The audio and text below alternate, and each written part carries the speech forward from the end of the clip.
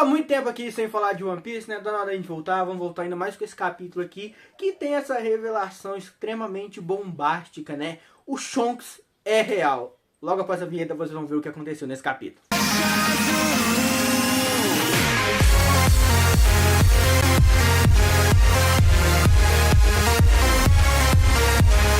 O capítulo se inicia com Luffy se colocando à frente de Sal e se curvando enquanto agradece ao gigante por ter salvado Robin no passado, falando de um estilo totalmente inesperado. Nami pergunta onde ele aprendeu a falar daquela forma, com Sal rindo e dizendo que ele conhece bem Luffy, já que ele é bem famoso. O gigante fala que foi muito bom que Robin conheceu aqueles companheiros, com a moça rindo e dizendo que Sal estava certo no passado. Ela realmente encontrou companheiros fortes que iriam lutar por ela, arrancando lágrimas de todos os membros do bando que afirmam com precisão que vão proteger ela para sempre em um momento bem engraçadinho ali. Aqui a gente tem um ponto até interessante, né? O Luffy ali realmente agindo como capitão e agradecendo ao Sal por ter salvo a Robin no passado, né? Bem bonitinho esse momento, ele realmente aceitando essa responsabilidade, né? Ele realmente entende que ele é o responsável pela Robin depois de todo esse tempo, e eu achei legal esse momento aqui dele.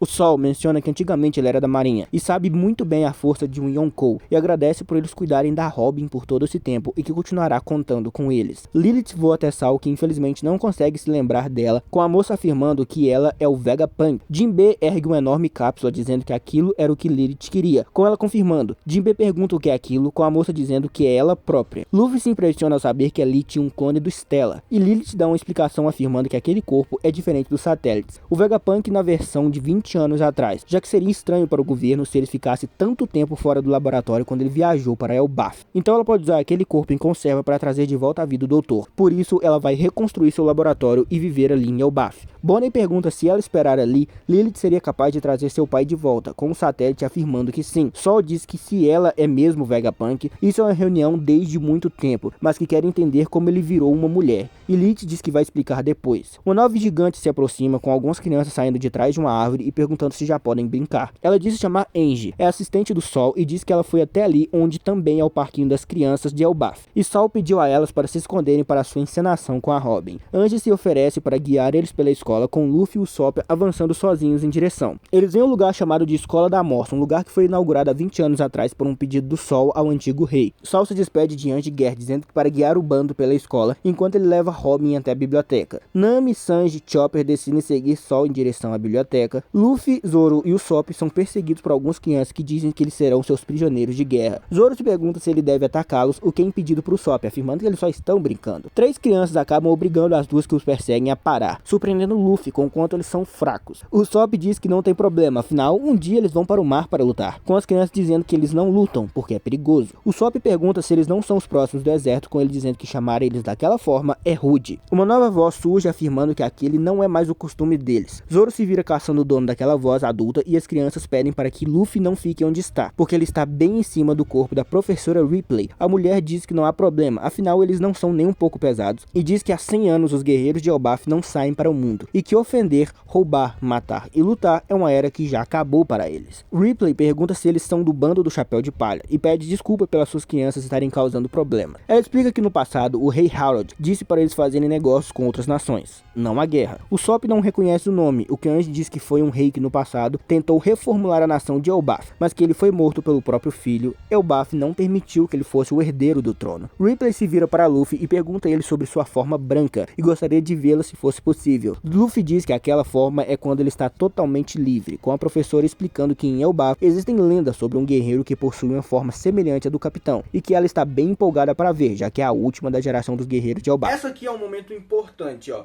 O fato de que os gigantes não estão mais se aventurando fora da ilha, né? Então, tipo assim, é uma coisa que ficou há muito tempo atrás, 100 anos atrás, os antigos guerreiros gigantes, né? Como a própria Ripley falou, ela é a última deles. Eu achei interessante eles pontuarem isso aqui, né? Porque não era o esperado, era pra gente ver um país de guerreiros e alguma coisa mudou ao longo desse tempo, né? Alguma coisa que possivelmente foi o que fez o Loki matar o rei Haaland, né? O pai dele no processo. Ele não queria essa mudança pelo jeito e acabou que, né, é o que aconteceu. Ele acabou matando o rei e foi preso para manter ali o reino ainda sem ser um reino guerrilheiro, né?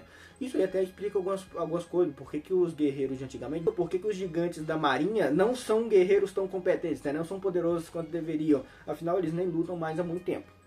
Vamos até a biblioteca com Saul guiando alguns dos chapéus de palha. Ele disse que estava muito preocupado com os livros de Ohara, mas que ficou muito feliz ao notar que eles ainda estavam intactos quando retornou à ilha. Ele pede para Robin tomar cuidado com aquele livro que está em sua mão, e assim que entra nos limites da biblioteca, o manuscrito cresce, tomando uma forma gigante. Saul explica que aquela é a biblioteca da coruja. Todos os livros ali dentro tomam formas gigantes, para todos no país poderem ler. Ele teve total certeza de que nenhum dos livros de Ohara foi perdido e estão todos guardados ali. Robin olha impressionado com a visão do Dr. Clover retornando em sua mente e falando sobre a maior biblioteca do mundo. Lágrimas tomam seus olhos e Saul afirma que está feliz de poder mostrar aquilo para ela. Indo até o submundo de Elbaf, temos o príncipe Loki confirmando em um Dendemushi e, diferente do esperado, o gigante ainda está em sua prisão. Ele pergunta para a pessoa que está na outra linha se aquilo que ela passou no passado ainda o traumatiza, o que é afirmado que só de lembrar aquele acontecimento ela ainda fica com frio na espinha. Loki também fica frustrado com aquela situação e mesmo que ele não tenha visto ele se tornaram grandes amigos. Se fosse ele no lugar, ele teria deixado tudo em ruínas e feito um massacre. A pessoa afirma que não é necessário ir tão longe, com Loki dizendo que se ele deixar sobreviventes, um dia eles voltam para ter sua vingança. Os dois começam a discussão, principalmente pela voz afirmar que Loki tem alguma compaixão ainda. Ele chama a voz do outro lado de Moza e que ele vai ver com ele quando sair dali. Na vila oeste de Elbaf, vários gigantes já estão comemorando, principalmente a chegada do Chapéu de Palha, até que um raio negro cai dos céus, mas não aparenta ter chamado a atenção de ninguém ali. Duas figuras encapuzadas se mostram dentro de uma igreja.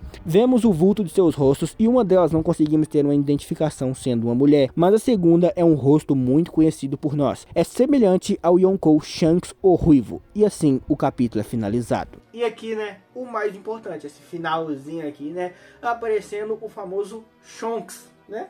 Pra vocês que não lembram, esse é o nome do personagem, esse é o nome da teoria, esse é o nome do personagem, que é um clone do Shanks, né? Um clone ou um irmão gêmeo, uma coisa assim.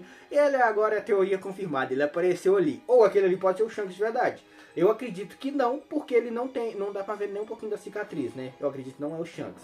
Talvez seja realmente o Shanks. O que vocês acham? Eu acho que o Oda ficou maluco. Eu, particularmente, não gosto de Irmão do Gêmeo do Mal. Eu não gosto, nem um pouquinho.